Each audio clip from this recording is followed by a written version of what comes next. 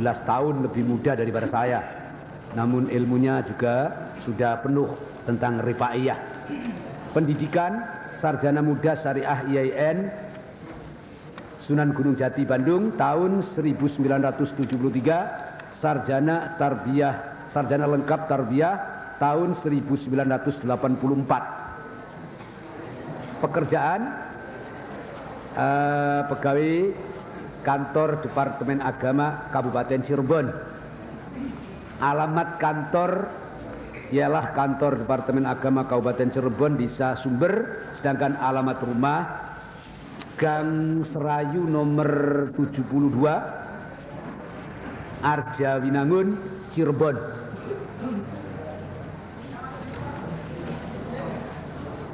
Beginilah kurikulum vitae dari pemrasaran tadi yang telah kita dengarkan bersama. Meskipun dari Fakultas Tarbiyah, toh dalam bidang syariah, dalam bidang fikih juga telah menguasai, terutama fikih ala Syekh Kiai Haji Ahmad Rifai. Kemudian kami bacakan kurikulum vitae-nya Bapak pembahas, ialah Bapak Dr. Andes. Nama lengkapnya Bapak Dr. Andes Haji Marzuki Rosid. Tempat tanggal lahir Kota Bakti Aceh, 21 November 1929. Jabatan pekerjaan Ketua Jurusan Peradilan Agama Fakultas Syariah IAIN Sunan Kalijogo, Yogyakarta. Alamat rumah Jogoyudan Jetis 3 nomor 683 Yogyakarta. Alamat kantor Fakultas Syariah IAIN Sunan Kalijogo, Yogyakarta. Telepon nomor 2840. Pendidikan terakhir Fakultas Syariah IAIN Sunan Kalijaga, Yogyakarta tahun 1965. Pengalaman kerja Ketua Jurusan Fikih Fakultas Syariah IAIN Yogyakarta. Kedua, Wakil Dekan Fakultas Syariah IAIN Yogyakarta. 3, Dekan Fakultas Syariah IAIN tahun 1977-1981. 4, Ketua Jurusan Peradilan Agama Fakultas Syariah IAIN Yogyakarta. 5, Wakil Ketua Kopertis Wilayah 3 DIY. 6, menghadiri seminar-seminar nasional dan regional yang berhubungan dengan hukum Islam. Demikian Bapak hadirin sekalian yang berbahagia rahimakumullah. Kedua kurikulum vitae-nya Bapak pembahasan dan pembahas telah kita sampaikan, berarti sudah lengkap. Untuk ini kita lanjutkan aja, sudah mulur hampir 1/4 jam lagi, sehingga oleh karena itu maka kami berikan aja langsung kepada Bapak Dr. Andes Haji Marzuki Rosid untuk menyampaikan pembahasannya. Waktu kami persilahkan.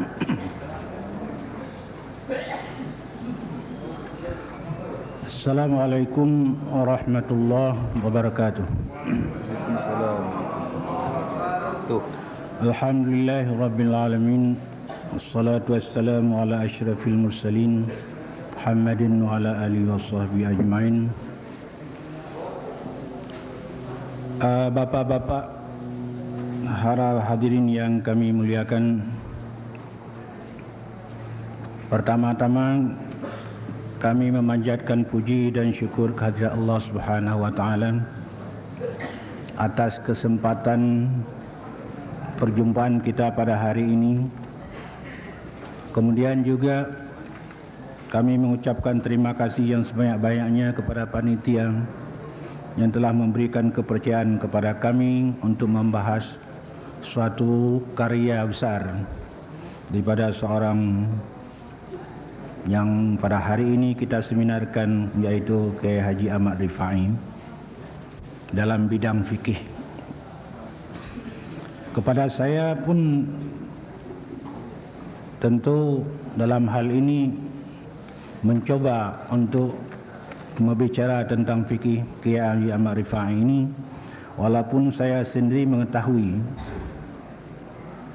bahwa ilmu saya dalam bidang fikih ini tidaklah mungkin sebanyak apa yang dipunyai oleh beliau yang almarhum itu. Sebenarnya berbicara tentang fikih ini adalah mudah dan juga gampang, tapi juga sulit. Kalau saya akan memberikan satu penilaian umpamanya pada hari ini kepada karya daripada Bapak Kiai Haji Ahmad Rifai, atas dasar apa saya harus menilai pekerjaan beliau itu?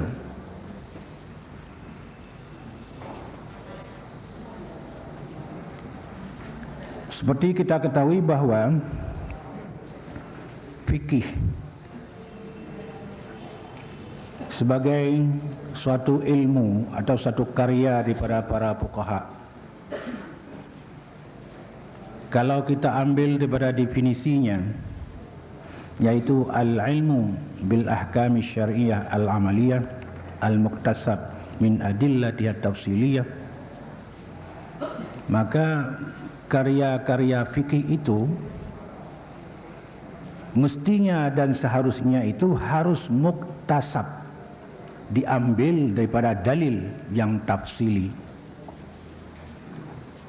Maka setiap statement daripada fikih yang kita keluarkan itu haruslah berdasarkan kepada dalil.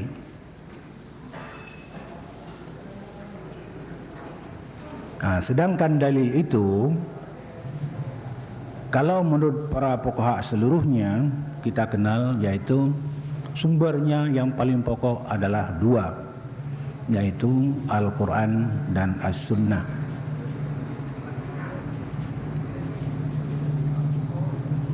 Jadi kalau kita hendak mengambil dalil-dalil fikih, haruslah daripada kedua sumber itu. Kemudian kalau hasil itu nanti dikerjakan bersama oleh para fuqaha dengan hasil ijtihadnya dan kemudian disepakati oleh bersama, maka di situ mungkinlah timbul ijma'. Dan kalau hasil ijma' itu dikerjakan secara mengambil dalil-dalil yang lain karena ada persamaan, maka timbullah qiyas. Jadi qiyas sebagai dalil atau hasil daripada atau cara untuk mengambil suatu dalil daripada kitab-kitab atau daripada sumber-sumber yang saya katakan tadi, yaitu Al-Quran dan As-Sunnah. Jadi sebenarnya kalau kita hendak bicara tentang ini sebenarnya mudah, tapi juga sulit. Maka untuk menilai hal-hal yang demikian itu, maka memang agak sulit kita menelusurinya suatu kitab kalau dalil-dalil daripada apa yang ditulis oleh Kiai Haji Ahmad Rifai ini tidak kita ketahui sumbernya. Dan paling-paling kita hanya bisa melihat bahwa hasil daripada yang diberikan oleh beliau itu apakah sesuai atau tidak menurut ilmu yang kita punya. Inilah satu kesulitan daripada kami di dalam hal meneliti daripada pendapat-pendapat Kiai Haji Ahmad Rifai itu. Tapi alhamdulillah kepada kami diberikan beberapa topik dalam pembahasan daripada saudara Mukhlisin yang untuk dibahas pada hari ini. Sebab kami sendiri untuk membaca buku-buku beliau dalam bahasa Jawa tertulis dengan huruf Arab, sedangkan kami sendiri bukan orang Jawa, maka agak sulitlah gitu. Saya diberikan 3 buku, yaitu Ibadah, Munakah, Muamalah. Saya coba untuk mempelajarinya, karena waktu saya pelajari itu kamus hidup ada di samping saya. Jadi saya berguru kepada istri saya orang Jawa. Saya coba untuk membaca, dibenahi sedikit demi sedikit. Tapi membaca 3 buku yang sekian tebalnya itu membutuhkan waktu bukan sedikit. Inilah karya yang besar ini. Saya katakan karya yang besar sebab di situ dikatakan ada beratus, mungkin berpuluh judul yang diberikan oleh Kiai Hamid Ahmad Rifai ini, dan kepada saya hanya 3 buku saja, itu saya sudah kewalahan untuk membacanya itu. Karena bahasanya ya bahasa Kiai Haji Ahmad Rifai gitu aja, bahasa Jawa itu. Kemudian yang menarik perhatian saya ialah disebutkan di situ oleh saudara Mukhlisin itu bahwa ada beberapa kekhususan inilah yang diberikan kepada saya, sedangkan kekhususan ini mestinya tidak akan ada kalau beliau itu sendiri menyatakan bahwa beliau adalah penganut mazhab Syafi'i.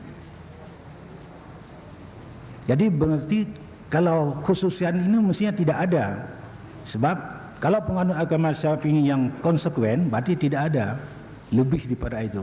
Kalau lebih, ini berarti ada ijtihad baru daripada beliau.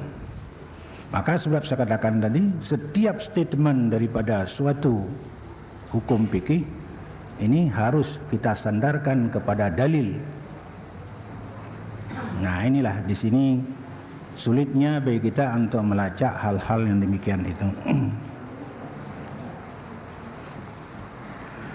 Hadirin yang berbahagia,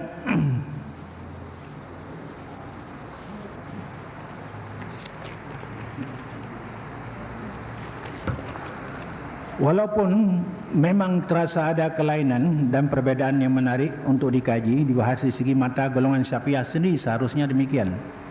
Jadi kalau dikaji karya-karya daripada Kiai Haji Ahmad Rifai, mestinya oleh orang golongan Syafi'i sendiri. Nah, sekarang untuk menjadi tolok ukurnya apa? Untuk dikaji pendapat-pendapat beliau itu. Kenapa kita umpamanya kitab An-Nawawi yang begitu banyak, kita tidak pernah mengkajinya, membanding-bandingkan dengan yang lain. Majmu'nya, kenapa? Begitu juga kitab-kitab umpamanya yang dikarang oleh tokoh-tokoh Imam Syafi'iyah yang besar. Kenapa kita tidak banding-bandingkan? Tapi kenapa tokoh ini kita bandingkan? Kita pelajari. Ini berarti ada sesuatu hal yang mungkin kelainan-kelainan itu, maka harus dilihat lebih dahulu daripada segi Syafi'iyahnya itu.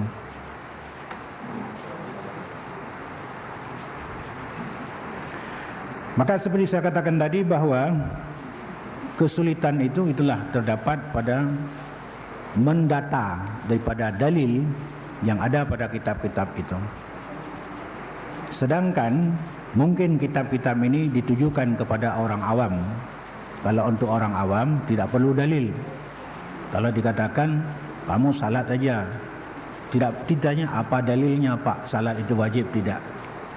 Tapi kalau sudah ini dimasyarakatkan dalam bentuk di mana orang harus menilai karya-karya itu, maka tentunya kita harus menelusurinya dari segi kebenaran fikihnya itu berdasarkan dalil-dalil yang mu'tabar. Maka di sinilah satu kesulitan bagi saya.